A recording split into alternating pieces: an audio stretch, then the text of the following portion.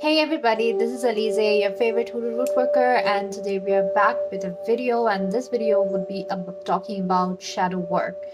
And the reason I'm making this video is because I have been researching why some people are able to manifest easily while others take a lot of time, even if they are doing everything right.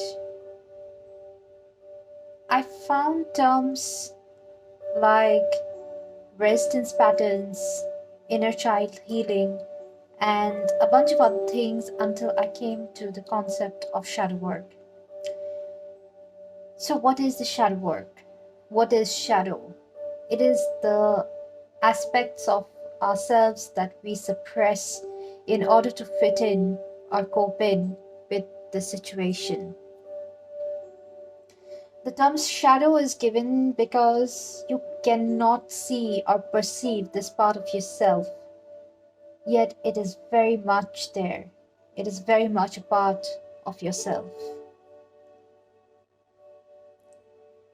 If you have, if you have been in situations where later on you do not know why you did what you did, or you sometimes have thoughts that you really don't know if where it's coming from, and you understand, it is then you understand that your shadow has been interfering. It is almost a Dr. Jekyll and Mr. Hyde situation. I like to divide our personality in three groups. First, the outward personality that is shown in the world. Second, the inner personality that only you are aware of. And third, the shadow personalities. There are pressed personalities that we are not aware of. And I found out that the reason that most people are not able to manifest fast and easily is because their shadow self is interfering with their manifestations. Say, for example, you got bullied by seniors in school, and that created a shadow of yourself that disliked seniors.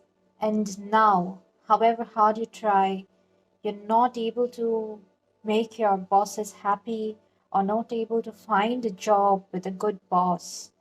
You're praying hard that you satisfy your bosses, but your shadow self wants just the opposite. So it is not that the law of attraction is defective.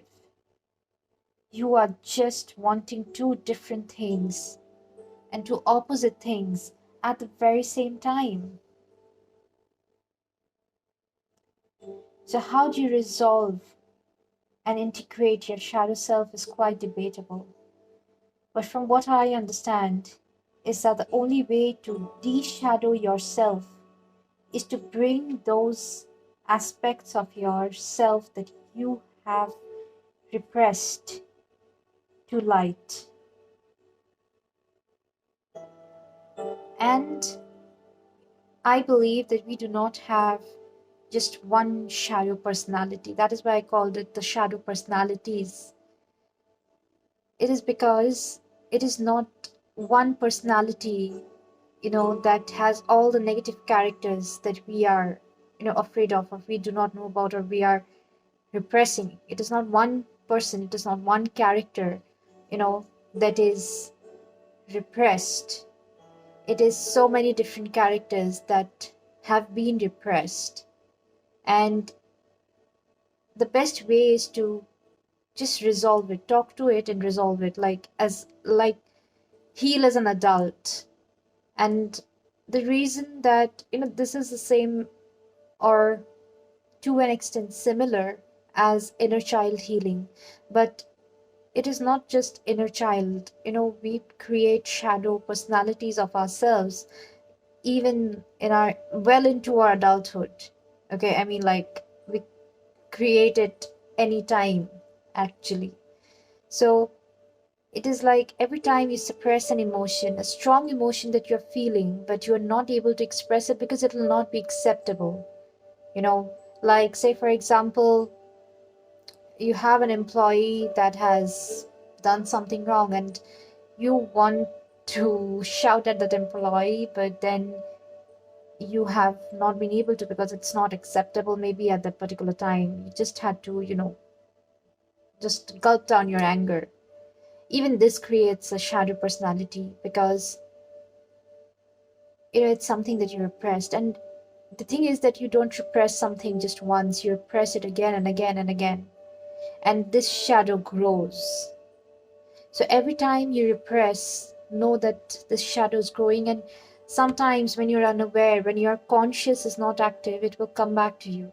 It will come back to you. So you need to be conscious about your shadow, and you need to bring each of them to light. You need to, go out into the dark. You need to, fetch from the beyond, from the dark, and bring it to the light and integrate with yourself, with the self, which I would call now the light self, which the personality that you are aware of, that is, you are conscious of. When you bring the unconscious to the conscious, it can no longer interfere subconsciously.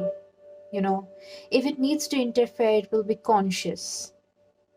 So you have control over it. You have a certain degree of control over it.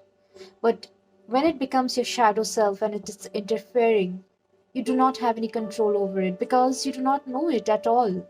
You do not know how it looks like. It is just like your immune system is fighting a virus that does not know about. That is why it will fall much more easily. Like the immune system will fail much more easily when it is fighting a bacteria or a virus that does not know about. But when it knows about, like, that is what the vaccines are about, right? That it gives your immune system a taste of what this bacteria or virus looks like, and the next time this visits us, our immune system is ready to fight it off. Okay, so it is the same. We when if we are not conscious about our shadow self, about the aspects of it, then we cannot integrate it back to us. Okay, so that so we cannot stop it from interfering. We do not have any control over it. But then when we are conscious about it, when we integrate it into our light self, that is the light self, we are able to have a bit of control over it. Maybe not entirely, but a bit. It is better to deal with emotions. If you to stop creating shadow personalities of yourself at the very beginning, you have to you know first deal with everything and not repress it, not go after a distraction. One of the reasons that probably this has become a very popular topic is because we have more tools of distraction in today's world. In earlier worlds, they did not have tools of distraction, so people, you know they wanted to or did not want to, they had ended up having time to deal with their emotions, to deal with their thoughts. But nowadays we have so much of distractions that we have become masters of distracting our own selves, and hence repressing, suppressing memories, situations, unwanted thoughts and images.